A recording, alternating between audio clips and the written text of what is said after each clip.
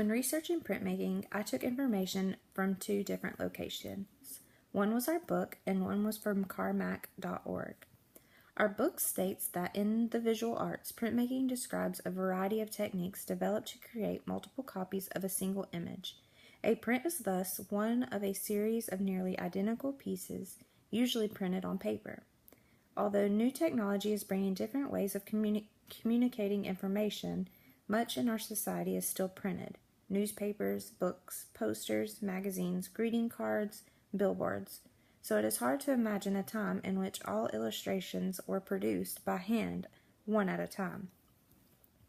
Printmaking was developed in Europe during the 15th century, first to meet the demand for inexpensive religious icons and playing cards, then to illustrate books printed with the new European movable type.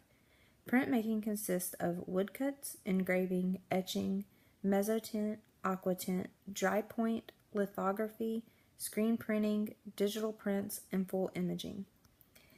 I did some more research on printmaking from carmack.org, and on this website, I just took it directly off of it because it was really good information. The story of print is a long and complex one. It may be too much to claim that print was the single cause of the massive social, political, and psychological changes it is associated with. However, print did wield enormous influence on every aspect of European culture. The key technological, cultural, and psychological issues associated with the emergence of the printing press can be organized into the following areas. 1. China, the technical roots. 2. Gutenberg and the historical moment in Western Europe. 3. Print and modern thought. 4. Print in the U.S. 5. Advances in print technology. And I just kind of took a little excerpt from each one of these subtopics. And in China, the technical roots was paper's migration to Europe, ideographic alphabet. The Chinese innovations in ink, block printing, and movable clay type all fed the technological push toward expanding the written word. In Gutenberg and the historical moment in Western Europe was scribble hand copying, church indulgences, movable metal type, Gutenberg Bibles, the Protestant Reformation, William Caxton, and print in England.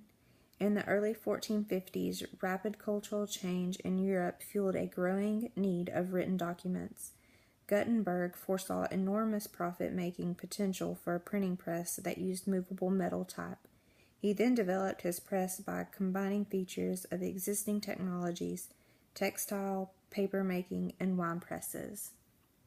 In subtitle 3, Print and Modern Thought, it was scientific thinking, the scientific community, the rise of an intellectual class, transformations, oral, written, and print cultures, privacy and individual rights, innovations in the accessibility of knowledge and the structure of human thought that attended the rise of print in Europe also influenced art, literature, philosophy, and politics.